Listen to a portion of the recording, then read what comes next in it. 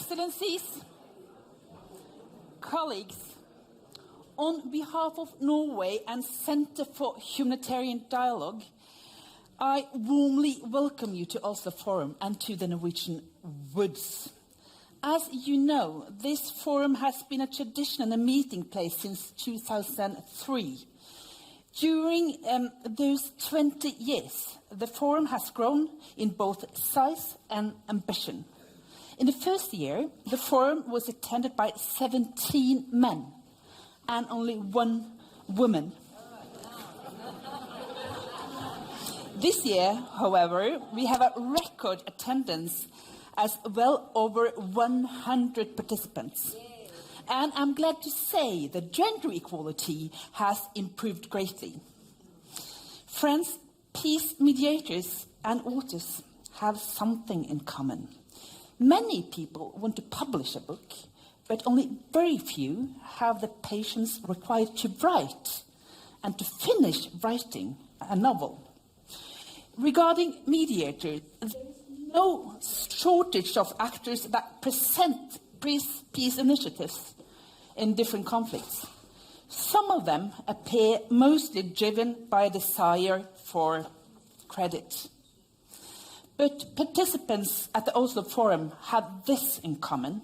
We know what it takes to achieve progress, and that result rarely comes by seeking out media attention or going public. In this room, we know the importance of discretion. And Harry Truman once said, "It's amazing what you can accomplish if you do not care who gets the credit." Once again, the Oslo Forum is designed to be a safe meeting place for all of us to have frank and open discussions. In this spirit, David, what do you think of this year's theme and the days ahead of us? Great. Thank you very much, Minister, and welcome. I should say, by the way, that 20 years ago, one of the only women in the room was Teresa Huitfeldt, right, who is the only person from that session still here. So the women have...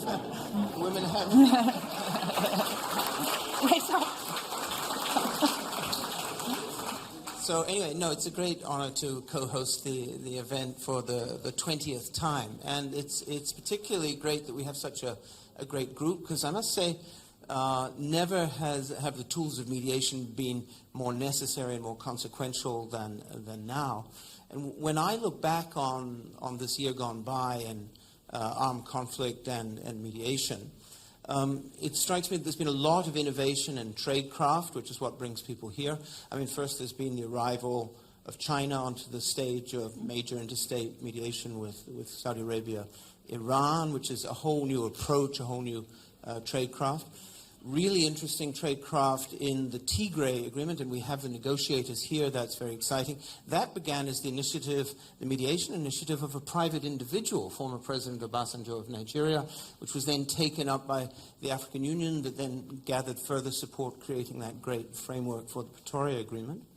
And then, of course, Minister, the Russia and Ukraine agreements around the export of grain and fertilizer.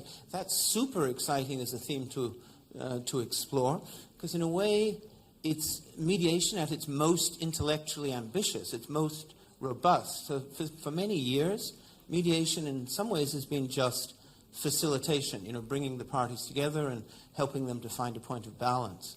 And this deal with Russia and Ukraine was something far beyond that. It was an effort by third parties to construct a deal, a value proposition that could address the global food crisis and still be really attractive to the parties, even in the shadow of a terrible war.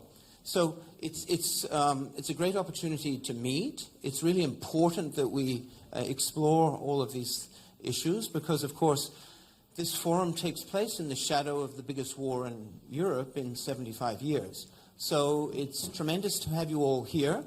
Let's get on with the show. But before we do, I just say that this first session with the Prime Minister is open and is being televised, and you're free to tweet and use your your social media.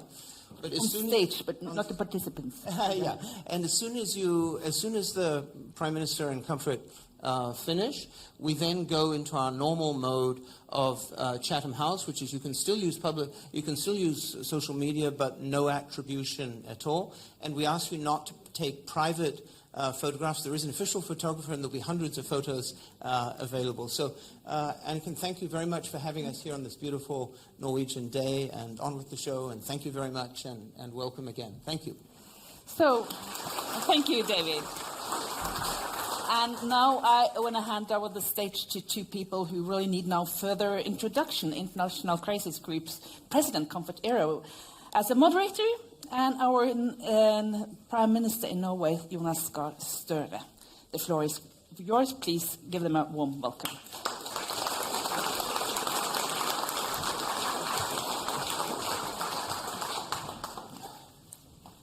Thank you very much. It's a pleasure to be on the stage with you. I should say that normally I'm on the other side with you because when you were on the board of trustees for Crisis Group, you would spend a great deal of time grilling all the program directors. So it's a pleasure to be able to moderate you and ask you. Payback time. Yeah, payback time. Yeah, as we, normally it's like, yeah. So I'm looking forward to that. But Prime Minister, first I want to sort of acknowledge David Harland because it's been, really great to see 20 years of the Oslo Forum, a space in which to really go through some very difficult questions, ask ourselves probing questions, learn lessons from that. And it's also good to do it in a home where mediation has been the practice as well.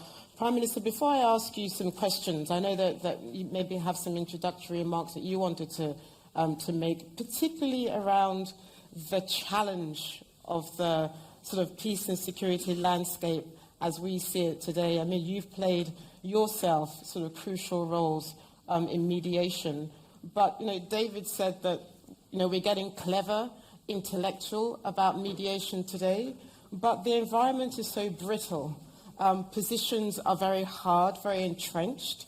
How do you do mediation in such a heightened space of geopolitical landscape where we see the return of potential for nuclear escalation, where there's a war in Europe? In fact, everybody talks about Ukraine as being the only war on the European soil, but there's another one not too far from the neighborhood of Ukraine, Azerbaijan, Armenia, where you've seen the return of border clashes.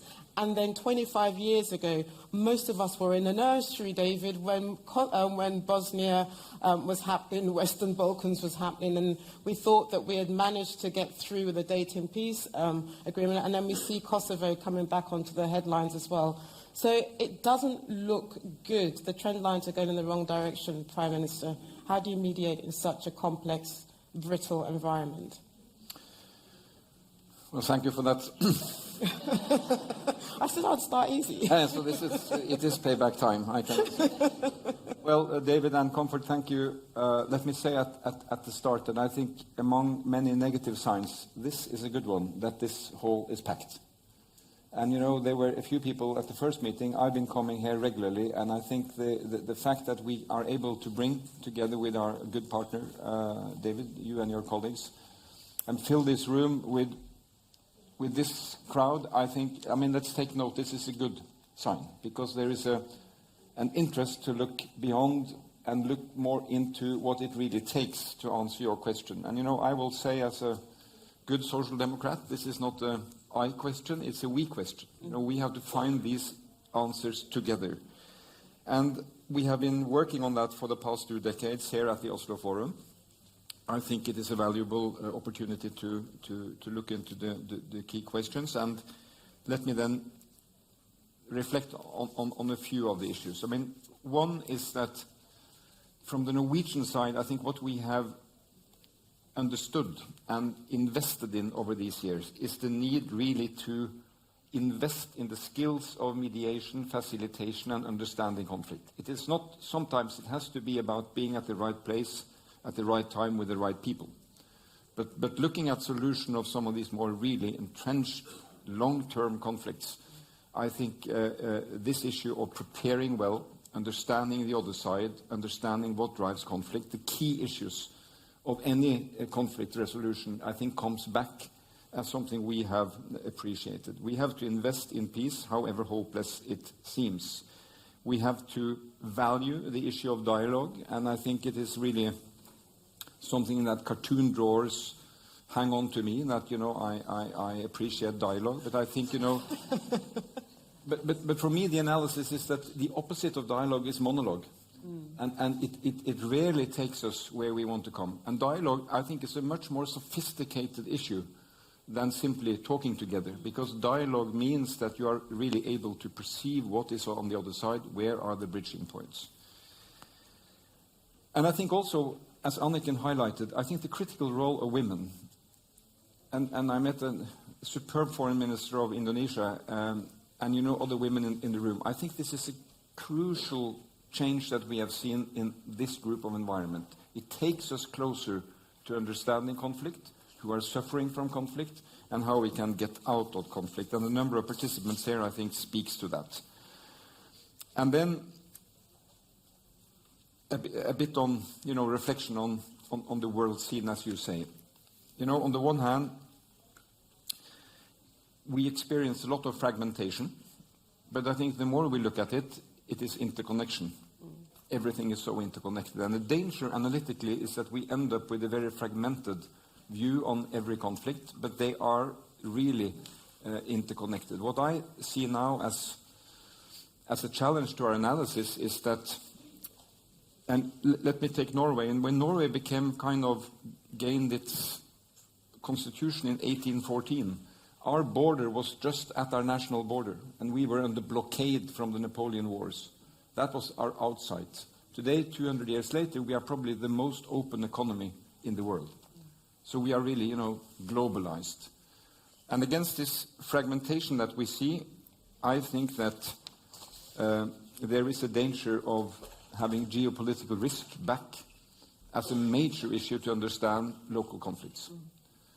Because geopolitical risks really enter into every issue of a single conflict, be it on the issue of technology, on the economy, on energy, and all these different dimensions that have to be taken into account.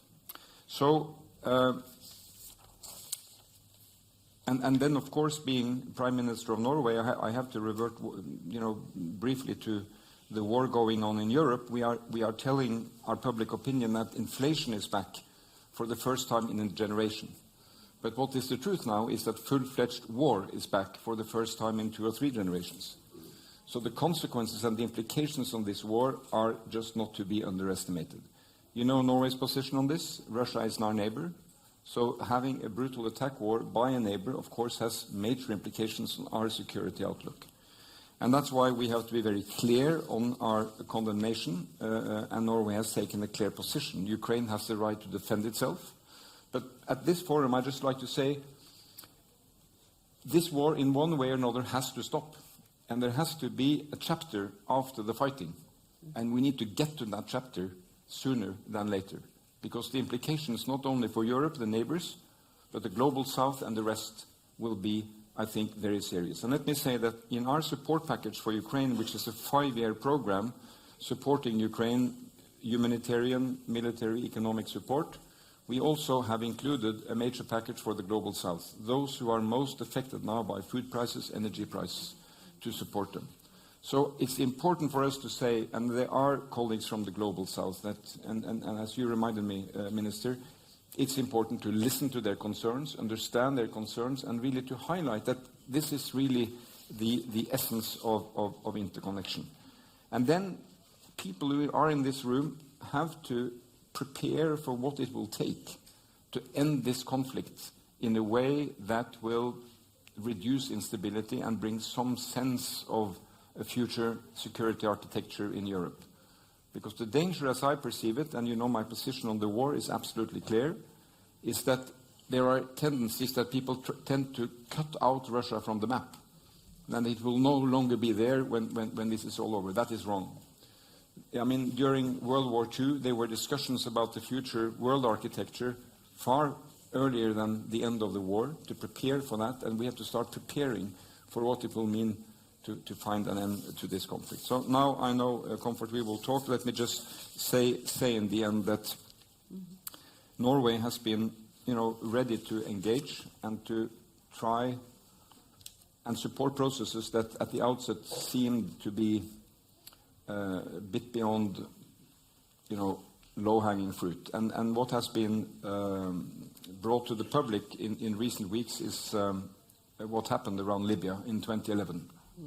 And I think that highlights an example of how close we could have been to a quite different outcome.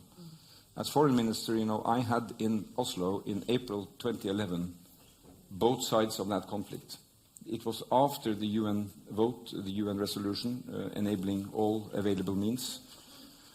But it really was an opportunity, I believe, to find a constitutional track for Libya that would not have been the open track to full-fledged war, instability, and where we are now.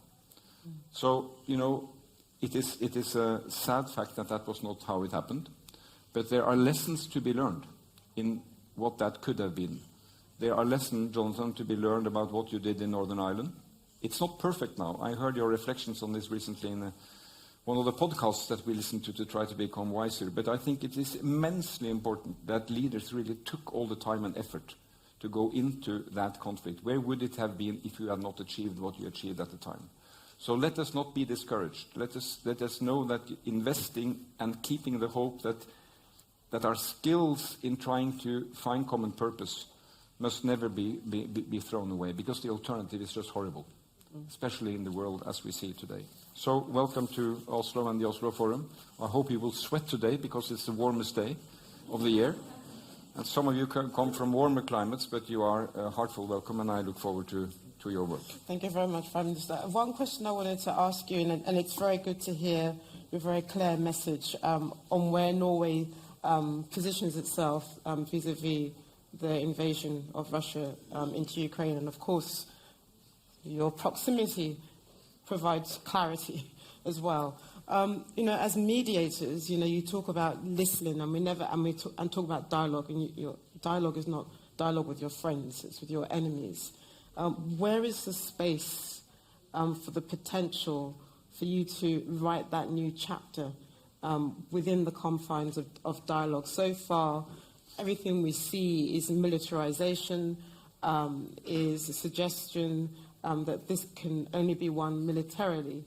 But how do you construct peace if it doesn't involve some kind of space for dialogue with the enemy?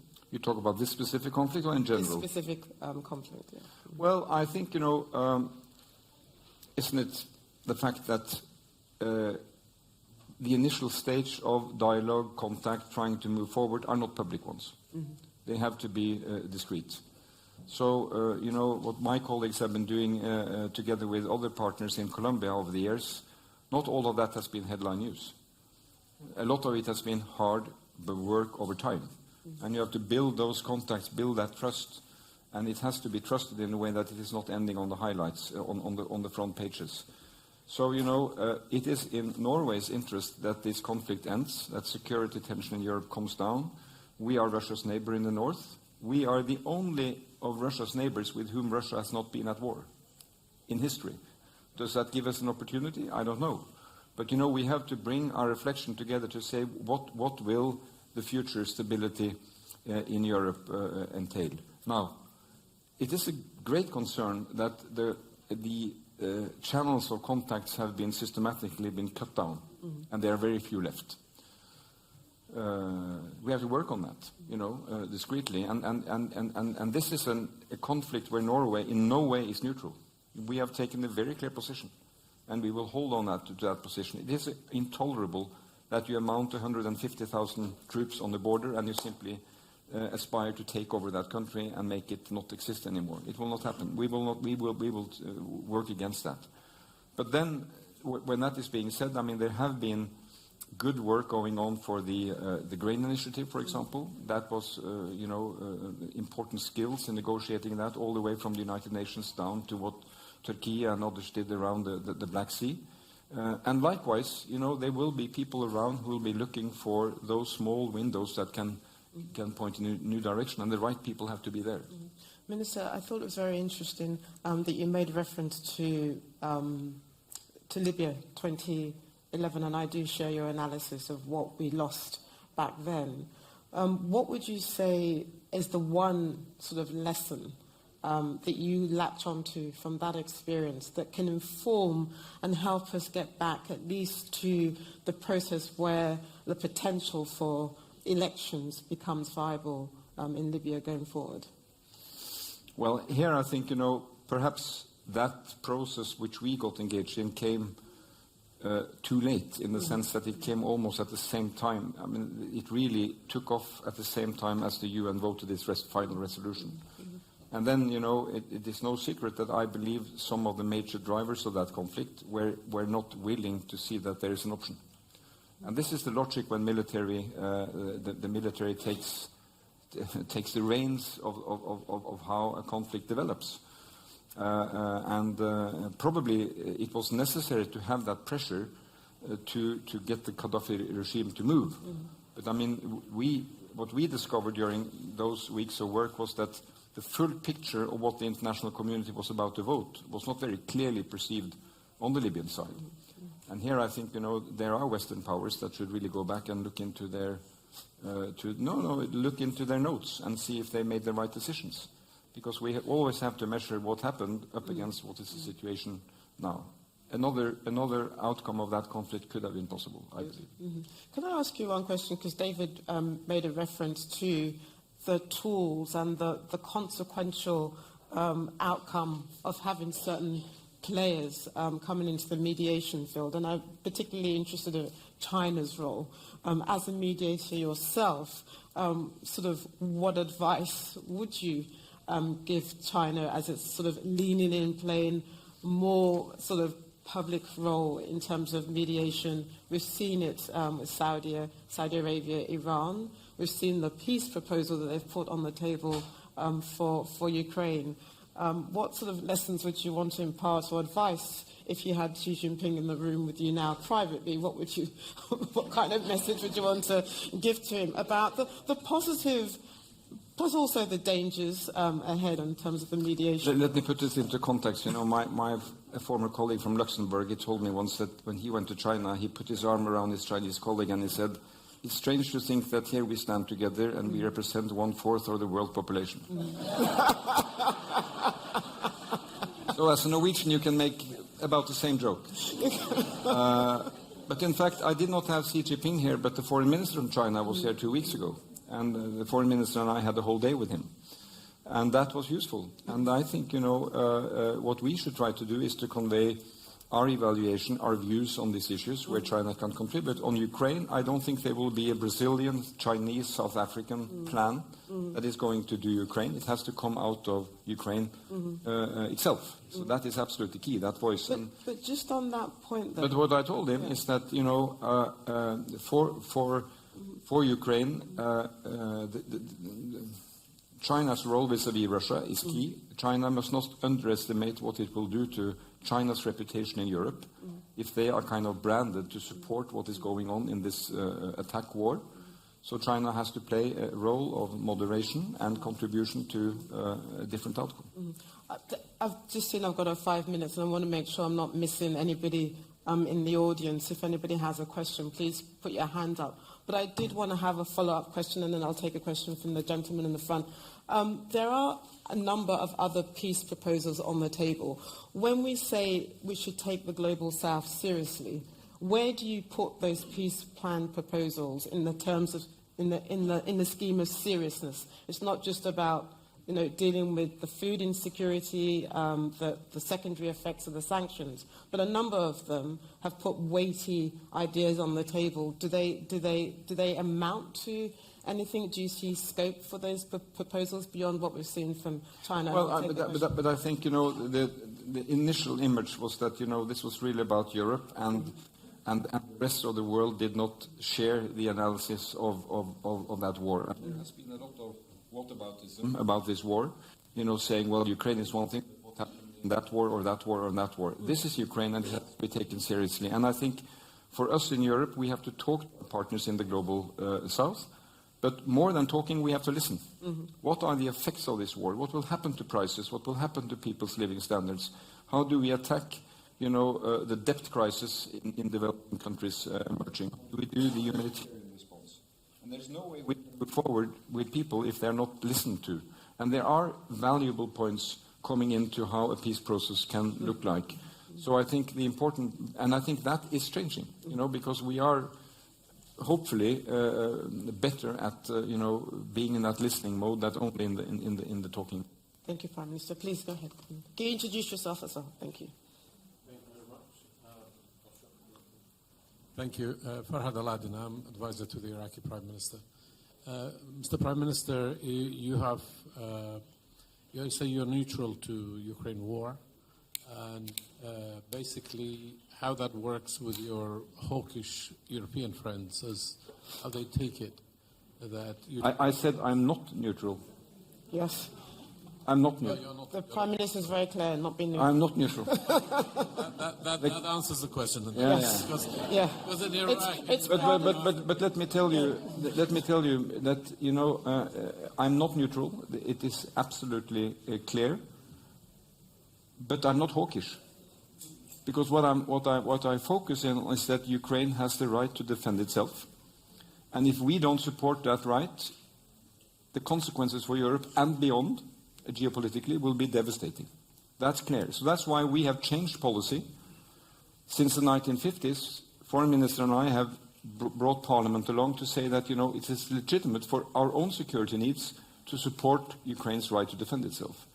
Had the initial plans to have a takeover of Ukraine in a few weeks happened, it would have had devastating effects. Well, that leads me to my follow-up question, which is that the reason that Norway have not been able to launch an initiative of negotiation or mediation for that war? Because do you see that not being neutral is a key problem for any mediation? Well, I think that's an interesting question. I was Secretary General of the Red Cross, and the Red Cross is neutral, but it does not mean that it is neutral in the sense that it is impartial. So it is not neutral vis-a-vis victims, but it is not taking sides. And I'm very clear, in this conflict we have taken side. We support Ukraine's right to defend itself. But in my view, that does not mean that we are, incapacitated in looking how can we get out of this. On Libya, when the United Nations Security Council voted a resolution on using all available means, we supported that. We were part of that military operation, while we were also in the role of having both parties around the table agreeing on a piece of paper that I believe could have taken us forward. So, Norway is a sovereign state. Being neutral vis-a-vis some of these major conflicts close to us is no way how we will be. But we have to be responsible in the way that we work with our allies, with our partners, and with partners further away geographically, to look at what are our common interests. How can we get through this? And if the language of war is the only one spoken, where is that going to take us? So we'll see.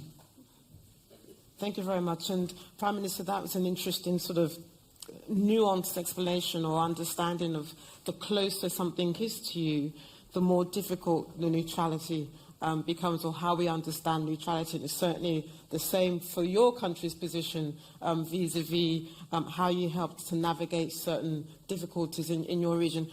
Prime Minister, this has been great. I know a number of people have said time out, that we have to stop. I know there'll be more opportunities for you and I to exchange, and I know that a lot of your colleagues will be here over the next 48 hours to discuss with you a number of other issues. But I really did welcome the opportunity to have my sort of moment with you as well, and I know there'll be many more. And you can turn the tables on me whenever you want as well. Yeah.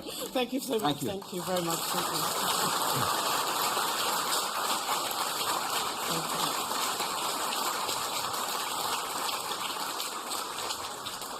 Thank you, and I think that's the end of our live streaming, and then we're going to move straight on to the next session, and I will call on the next team, and I think I'm part of the next team as well, so thank you.